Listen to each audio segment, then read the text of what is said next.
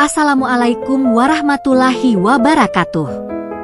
Selamat datang di cerita kami yang penuh emosi dan makna. Pilih aku atau usir ibu kamu, Mas. Dalam kisah ini, kita akan menyelami perjalanan penuh liku-liku antara seorang menantu dan mertuanya, serta konflik batin yang harus dihadapi oleh seorang suami dalam memilih antara cinta dan kewajiban. Kami mohon dukungan dari kalian semua untuk terus berkarya dengan menekan tombol subscribe, like, dan komen di bawah. Setiap dukungan yang kalian berikan sangat berarti bagi kami untuk terus menyajikan cerita-cerita yang menginspirasi. Mari kita mulai perjalanan emosional ini. Semoga kita bisa mengambil pelajaran berharga dari setiap detik yang kita jalani. Rina dan Anton adalah pasangan muda yang menikah dengan penuh cinta dan harapan besar. Mereka tinggal di rumah kecil yang dibeli bersama setelah beberapa tahun menabung. Di dalam rumah sederhana itu, mereka berdua merasa bahagia meskipun seringkali harus berhemat. Bagi Rina, cinta Anton adalah kekayaan yang tak ternilai. Setiap hari, ia bangun pagi, menyiapkan sarapan, lalu pergi bekerja sambil tersenyum karena tahu Anton akan selalu pulang kepadanya dengan tawa dan pelukan hangat. Hidup mereka mungkin tidak sempurna, tapi cinta yang mereka miliki membuat segalanya terasa cukup. Anton adalah suami yang penyayang dan perhatian. Ia selalu memastikan Rina tidak kelelahan, seringkali menyiapkan makan malam jika ia pulang lebih dulu dari kantor. Mereka berbagi tugas rumah tangga dengan canda tawa, menikmati setiap momen kebersamaan. Meskipun Anton sibuk dengan pekerjaannya sebagai pengusaha kecil, ia selalu menyisihkan waktu untuk menghabiskan waktu bersama Rina. Keduanya merasa bahwa pernikahan mereka adalah pondasi kokoh yang tidak akan tergoyahkan oleh apapun. Rina yakin bahwa selama ada Anton di sampingnya, ia bisa menghadapi apapun. Namun, pada suatu malam yang tenang, ketika mereka sedang makan malam bersama, Anton menerima telepon dari saudara jauhnya. Dari nada suara Anton yang tiba-tiba berubah serius, Rina tahu ada sesuatu yang tidak beres. Ternyata, ibu Anton, Bu Rukmini, mengalami masalah kesehatan yang cukup serius. Ia jatuh sakit setelah lama tinggal sendirian di kampung dan harus segera pindah ke rumah mereka untuk mendapatkan perawatan yang lebih baik. Anton, sebagai anak tunggal, merasa bertanggung jawab penuh atas kondisi ibunya. Ia mengatakan kepada Rina dengan suara berat, sayang, aku tidak bisa membiarkan ibu tinggal sendirian dalam kondisi seperti ini. Aku harus membawanya ke sini." Rina terdiam sejenak. Pikiran dan perasaannya bercampur aduk. Ia sangat mengerti bahwa Anton mencintai dan merasa bertanggung jawab terhadap ibunya. Tetapi ia juga sadar bahwa kehadiran ibu mertuanya di rumah kecil mereka akan mengubah segalanya. Selama ini, ia dan Anton hidup mandiri, membangun dunia kecil mereka sendiri tanpa campur tangan siapapun. Tetapi kini, ia harus menghadapi kenyataan bahwa kehidupan mereka akan berubah. Namun, karena cintanya yang besar kepada Anton, Rina menahan perasaan takut dan berkata dengan lembut, aku mengerti, Mas. Kita harus melakukan yang terbaik untuk ibu." Seminggu kemudian, Bu Rukmini tiba di rumah mereka. Rina menyambutnya dengan senyuman, meski di hatinya ada kecemasan yang tak terelakkan. Ia tahu, meski Anton sangat mencintai ibunya, hubungan mereka tidak pernah terlalu dekat. Bu Rukmini dikenal sebagai wanita yang tegas, keras, dan sulit untuk menyenangkan. Ia sangat protektif terhadap Anton dan selalu menilai tinggi segala sesuatu yang berkaitan dengan anaknya. Namun, Rina berharap kedatangan ibu mertuanya hanya sementara, dan ia bisa menjaga hubungan baik selama waktu tersebut. Kehidupan awal mereka bertiga berjalan normal, meskipun ada sedikit ketegangan yang tidak terlihat. Rina mencoba melayani Bu Rukmini dengan sepenuh hati, menyiapkan makanan, mengurus kebutuhannya, dan memastikan ibu mertua itu merasa nyaman di rumah mereka. Namun, tanpa disadari, sejak kedatangannya, Anton mulai lebih banyak menghabiskan waktu untuk ibunya. Setiap kali pulang kerja, Anton terlihat semakin jarang berbicara dengan Rina. Ia selalu sibuk mengurus kebutuhan buruk Mini yang seolah-olah menuntut perhatian penuh. Rina mulai merasakan kesepian yang perlahan menyelimuti, meskipun Anton ada di rumah bersamanya. Pada suatu malam, ketika Rina dan Anton hendak beristirahat, Anton kembali berbicara tentang ibunya. Kali ini, ia menyampaikan bahwa kondisi buruk Mini mungkin tidak akan pulih secepat yang mereka harapkan. Aku tahu ini berat, tapi kita harus bersiap kalau ibu akan tinggal bersama kita lebih lama.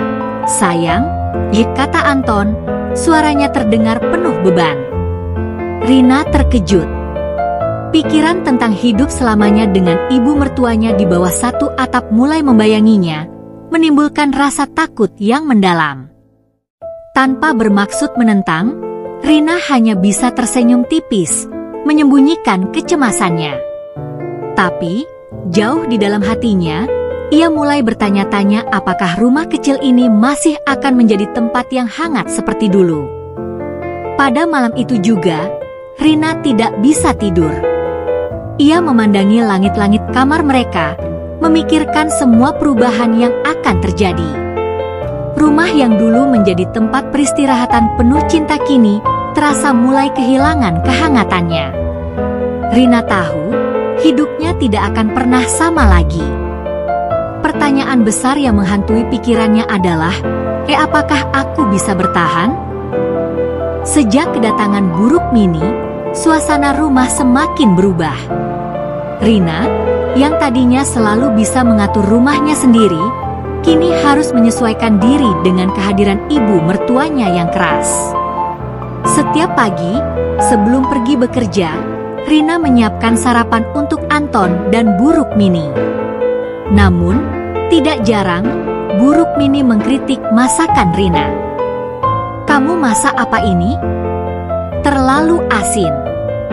Zaman dulu, Anton selalu makan yang sehat dan tidak pakai bumbu berlebihan. Ujar buruk Mini dingin, membuat hati Rina tersayat. Meskipun begitu, Rina tetap berusaha tersenyum, menganggap bahwa kritik itu hanyalah bagian dari adaptasi. Namun, kritik itu tidak berhenti di dapur. Ketika Rina pulang dari kantor dengan tubuh lelah, buruk Mini seringkali sudah menunggu dengan tatapan tidak puas. "Kamu terlambat pulang. Seharusnya seorang istri tahu kapan waktunya pulang dan mengurus suami." "Anton pasti kelaparan," kata buruk Mini dengan nada tajam, seolah Rina bukan istri yang baik. Anton, yang mendengar percakapan itu, hanya menunduk. Ia lebih sering diam, tidak ingin memperkeruh keadaan. Tapi justru, ketidakberpihakan Anton membuat hati Rina semakin sakit. Rasanya seperti melawan sendirian. Malam demi malam berlalu, dan setiap hari terasa semakin sulit bagi Rina. Ia mencoba berbicara kepada Anton tentang perasaannya, tentang tekanan yang ia rasakan setiap hari sejak buruk Mini tinggal bersama mereka. "Mas, aku merasa tertekan. Ibu selalu mengkritik apapun yang aku lakukan. Rasanya seperti aku tidak pernah bisa benar di matanya," kata Rina sambil menahan air mata yang sudah hampir tumpah. Anton, yang kelelahan setelah seharian bekerja, hanya bisa menarik napas panjang. "Sabar ya, sayang. Ibu mungkin tidak terbiasa, tapi ini juga berat buatku. Dia ibuku, aku tidak bisa mengabaikannya." Kata-kata Anton itu, meski terdengar lembut, tidak membawa ketenangan bagi Rina. Ia merasa semakin terisolasi di rumahnya sendiri, seolah-olah perannya sebagai istri mulai terkikis oleh kehadiran buruk Mini. Rina mulai merindukan masa-masa saat rumah ini adalah tempat di mana ia dan Anton tertawa bersama, tanpa ada rasa tegang di setiap sudut ruangan. Kini, Kehadiran buruk mini membuat rumah terasa seperti tempat yang penuh tuntutan dan penghakiman. Setiap hari, Rina semakin merasakan jarak antara dirinya dan Anton.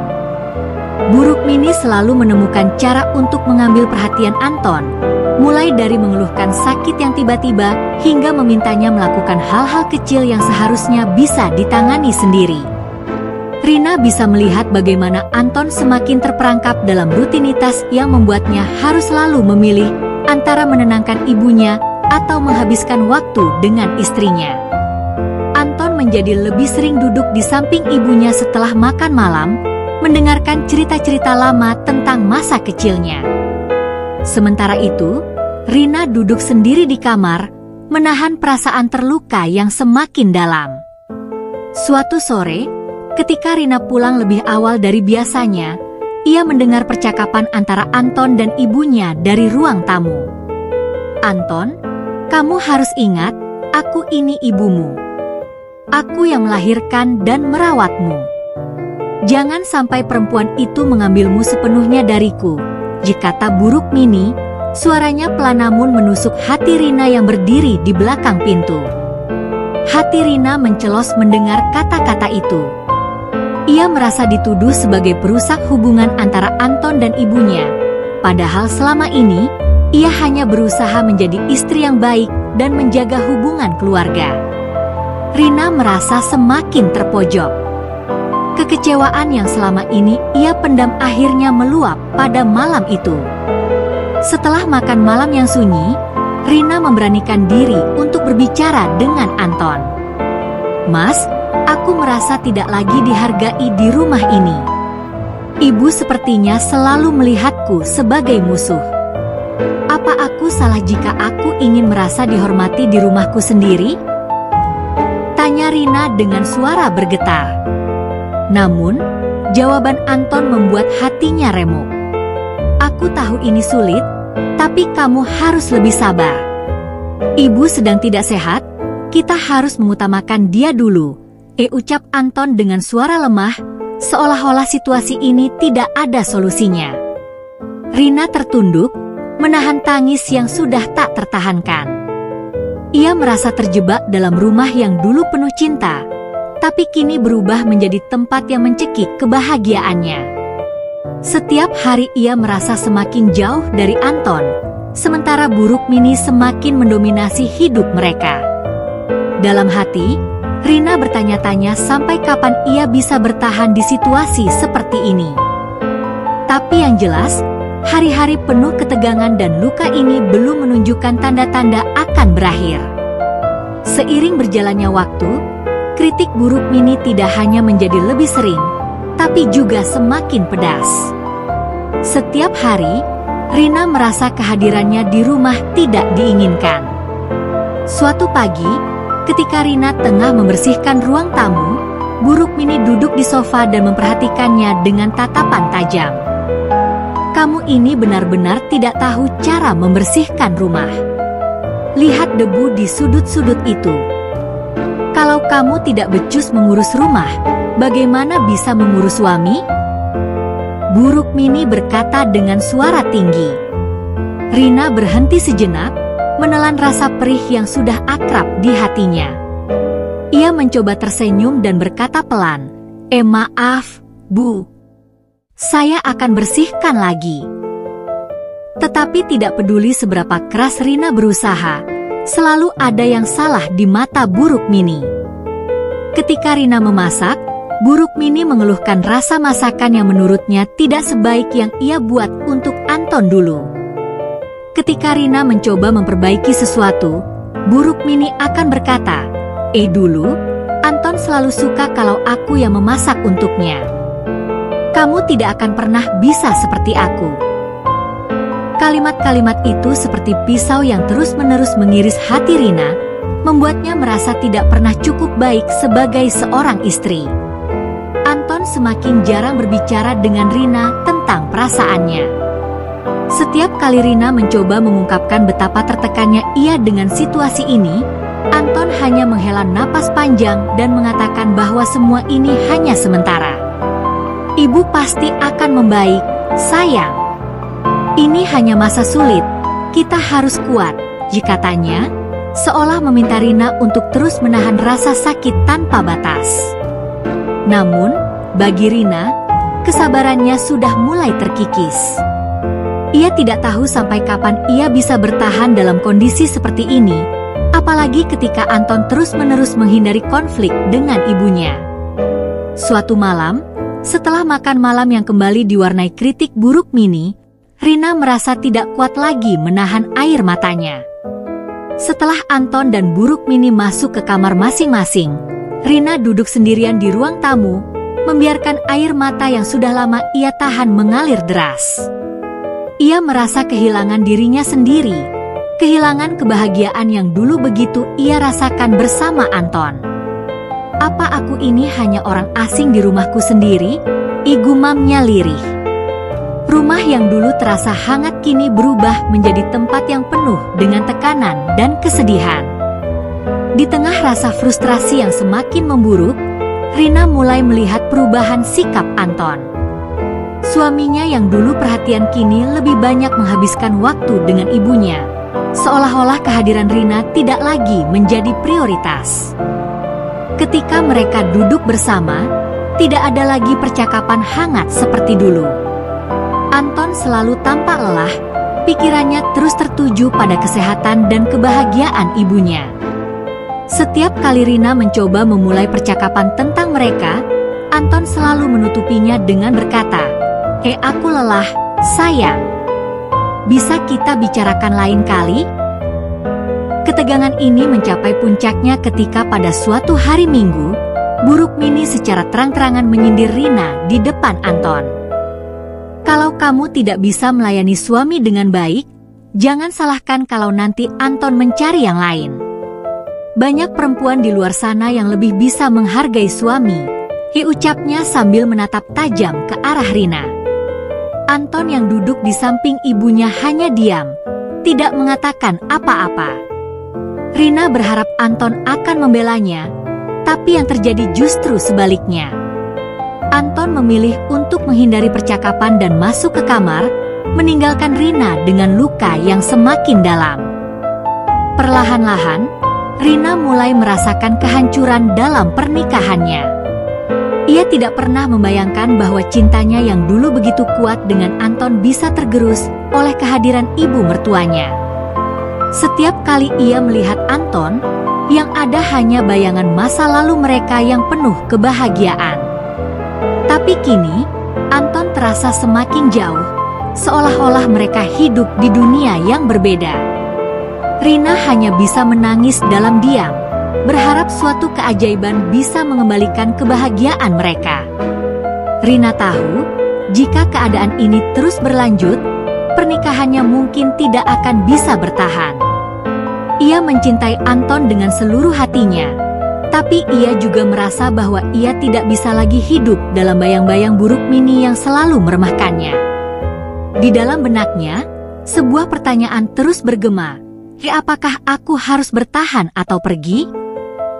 Namun, jawaban atas pertanyaan itu masih terasa kabur, terhalang oleh rasa cintanya yang mendalam kepada Anton, meskipun hatinya semakin terkikis oleh perlakuan mertuanya. Hari-hari terus berlalu dengan kehadiran buruk Mini yang semakin menguasai kehidupan rumah tangga Rina dan Anton. Rina semakin sulit bernapas di bawah tekanan yang tiada henti. Kritik dari ibu mertuanya kini bukan hanya tentang hal-hal kecil seperti masakan atau kebersihan rumah. Buruk Mini mulai menyentuh wilayah yang paling sensitif bagi Rina, hubungannya dengan Anton. "Seharusnya kamu lebih memperhatikan Anton, jangan hanya sibuk bekerja. Kalau perempuan lain yang jadi istrinya, mungkin Anton akan lebih bahagia," sindir buruk Mini dengan tajam suatu malam, saat mereka bertiga sedang makan malam. Anton hanya menunduk, tidak mengatakan apa-apa, dan ini membuat hati Rina semakin tersayat. Rina merasa sendirian. Setiap kali ia mencoba mengungkapkan perasaannya kepada Anton, selalu ada tembok yang menghalangi. Anton terlalu sibuk mengurus ibunya, dan ia tidak melihat bagaimana istrinya semakin hancur di dalam. Bahkan ketika Rina menangis di malam hari di sampingnya, Anton hanya membelai kepalanya sebentar sebelum kembali tertidur. "Aku capek, sayang. Besok kita bicarakan, ya?" Katanya setiap kali Rina mencoba membuka pembicaraan. Tapi besok tak pernah datang. Dan semakin hari, perasaan Rina terhadap Anton mulai terkikis oleh luka yang terus ditambah oleh ketidakpedulian Anton. Suatu hari, ketika Anton sedang bekerja, Rina memberanikan diri untuk berbicara lebih serius dengan Bu Rukmini. Dengan hati-hati, ia mengutarakan perasaannya, berharap bisa membuka ruang dialog. "Bu, saya tahu Ibu mencintai Anton, tapi saya juga mencintainya. Saya ingin kita bisa hidup harmonis di sini," ucap Rina dengan suara gemetar. Tapi respons Bu Rukmini tidak seperti yang diharapkannya. Ibu mertuanya hanya menatap dingin dan berkata, "Anton lebih berhak bahagia daripada kamu.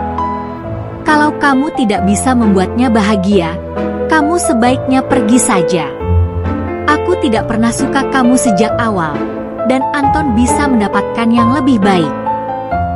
Kalimat itu seperti pisau yang menancap dalam di hati Rina. Bu Rukmini tidak hanya memandangnya rendah, tetapi juga seolah-olah menempatkannya sebagai penghalang kebahagiaan Anton. Rina terdiam, tubuhnya gemetar, tak sanggup berkata-kata lagi. Bu Rukmini adalah wanita yang keras dan penuh manipulasi. Ia selalu menggunakan perannya sebagai ibu untuk mempengaruhi Anton, membuatnya merasa bersalah jika tidak memenuhi keinginannya. Rina tahu, dalam hubungan ini, ia tidak hanya berjuang mempertahankan rumah tangganya, tetapi juga harus melawan dominasi ibu mertuanya yang tak pernah surut. Malam itu, saat Anton pulang, Rina mencoba untuk terakhir kalinya berbicara dari hati ke hati. "Mas, aku benar-benar merasa tertekan. Ibu selalu menyalahkanku. Aku butuh kamu di sisiku, aku butuh dukunganmu," katanya, suaranya penuh harap. Namun, seperti biasa, Anton hanya mendesah panjang dan berkata, Aku tahu ini sulit, tapi kamu harus lebih sabar. Ibu tidak akan lama tinggal di sini. Kita hanya harus melewati ini bersama." Rina merasakan dinding di antara mereka semakin tinggi. Baginya, kata-kata Anton hanyalah janji kosong yang sudah terlalu sering ia dengar. Di dalam dirinya, Rina mulai merasakan perubahan besar. Cinta yang dulu begitu besar terhadap Anton kini tergantikan oleh perasaan kecewa dan terluka. Anton yang dulu selalu menjadi tempat ia bersandar kini terasa seperti orang asing. Setiap kali Anton memilih untuk diam dan tidak membelanya, Rina merasa semakin jauh darinya. Sementara itu, Bu Rukmini semakin leluasa menyudutkannya, seolah-olah menunggu Rina menyerah dan pergi dari kehidupan mereka. Rina mulai merasa bahwa kehadirannya di rumah ini hanyalah sebuah kesalahan besar. Puncak dari semuanya terjadi ketika Bu Rukmini, tanpa malu-malu, menyindir Rina di depan Anton. "Lihatlah dia, Anton. Tidak bisa mengurus rumah, tidak bisa mengurus suami, bahkan tidak bisa berbicara dengan sopan. Kamu pantas mendapatkan perempuan yang lebih baik," katanya dengan sinis. Anton hanya terdiam, tidak membela Rina, dan itu membuat hati Rina hancur berkeping-keping. Malam itu, Rina merasakan sesuatu di dalam dirinya retak, sesuatu yang tidak akan bisa diperbaiki lagi. Ia mencintai Anton, tapi cinta saja tidak cukup untuk menahan semua luka yang telah ia terima. Rina tahu bahwa situasi ini tidak akan berubah kecuali ada keputusan besar yang diambil. Ia sadar bahwa jika ia tetap tinggal, dirinya akan semakin hancur, dan pernikahan mereka akan semakin rusak. Dalam kesendiriannya, Rina mulai berpikir serius tentang apa yang harus ia lakukan. Ia mencintai Anton, tapi ia juga harus mencintai dirinya sendiri. Dan jika Anton terus memilih untuk diam, mungkin ia harus mempertimbangkan untuk meninggalkan rumah ini sebelum ia kehilangan dirinya sepenuhnya. Pagi itu, udara terasa lebih dingin dari biasanya. Rina terbangun dengan perasaan hampa, seperti ada beban berat yang tak kunjung lepas dari dadanya. Semalam ia tidak bisa tidur, memikirkan kata-kata buruk Mini yang terus terngiang di kepalanya. Kamu sebaiknya pergi saja. Di sebelahnya, Anton tidur pulas, seolah tidak ada yang salah dalam hidup mereka. Rina merasa seperti orang asing di rumahnya sendiri. Ia menatap Anton dengan mata yang basah, bertanya dalam hati apakah pernikahan ini masih bisa diperjuangkan. Ketika Anton bangun, suasana di meja sarapan terasa lebih canggung dari biasanya. Rina mencoba menyusun kata-kata, mencari momen yang tepat untuk berbicara. Namun sebelum ia sempat membuka mulut, buruk Mini masuk ke ruang makan dan langsung membuat situasi lebih tegang. Anton, aku perlu bicara denganmu. Ini soal Rina, katanya tanpa basa-basi. Anton menatap ibunya dengan alis terangkat, tetapi tidak ada ketegangan di wajahnya, seolah ini hanya percakapan biasa. Rina bisa merasakan sesuatu yang buruk akan terjadi. Ibu sudah terlalu lama bersabar. Aku tidak bisa lagi tinggal di rumah ini dengan Rina di sini. Dia tidak bisa mengurus kamu dengan baik. Setiap hari, aku harus melihat kamu yang kelelahan pulang kerja dan tidak mendapatkan perhatian yang pantas. Aku ibumu, dan aku tahu apa yang terbaik untukmu. Jadi, pilihlah sekarang, Anton. Aku atau istrimu, kata buruk Mini dengan nada tegas, tanpa ragu-ragu. Kata-kata itu menggema di kepala Rina. Ia merasa dunianya runtuh dalam sekejap. Rina membeku, tak percaya dengan apa yang baru saja didengarnya. Ia memandang Anton, berharap suaminya akan segera menolak ultimatum itu dan berdiri di sisinya. Tapi Anton hanya terdiam, wajahnya berubah pucat. Rina bisa melihat Anton berada dalam dilema besar, dan itu membuat hatinya semakin hancur. Dalam sekejap, harapannya bahwa Anton akan memilih dirinya memudar. Keheningan yang menyelimuti ruangan terasa seperti jarum yang menusuk, menguatkan ketakutan terbesarnya bahwa Anton tidak akan memilih dirinya. Setelah beberapa saat yang terasa seperti selamanya, Anton menghela napas panjang. Bu, tolong jangan buat aku memilih seperti ini. Aku mencintai Rina, tapi ibu juga ibuku. Aku tidak bisa hidup tanpa salah satu dari kalian. Kata-kata Anton, meskipun terdengar penuh beban, tidak memberikan ketenangan bagi Rina. Ia tahu Anton mencoba untuk menenangkan situasi, tapi di dalam hatinya, ia merasa Anton tidak benar-benar membelanya. Seolah-olah Anton takut menyakiti perasaan ibunya lebih daripada melindungi pernikahan mereka. Buruk Mini tidak mundur. Tidak, Anton. Ini bukan tentang aku atau dia. Ini tentang kamu.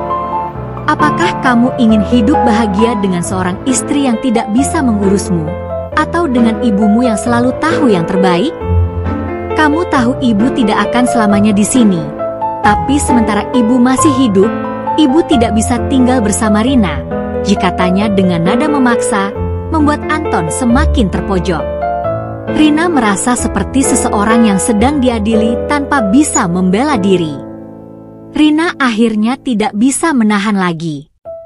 Dengan suara yang gemetar, ia berkata, Mas, aku sudah berusaha sekuat tenaga. Tapi jika memang aku tidak lagi diinginkan di sini, mungkin memang lebih baik aku pergi. Suaranya lirih, tapi penuh dengan kepedihan yang sudah terlalu lama ia pendam. Ia tidak ingin mengucapkan kata-kata itu, tetapi situasinya telah mencapai titik di mana ia harus mempertimbangkan apa yang terbaik untuk dirinya sendiri. Rina tidak bisa terus-menerus hidup dalam bayang-bayang buruk Mini tanpa dukungan dari suaminya. Anton menatap Rina, terlihat sangat tertekan.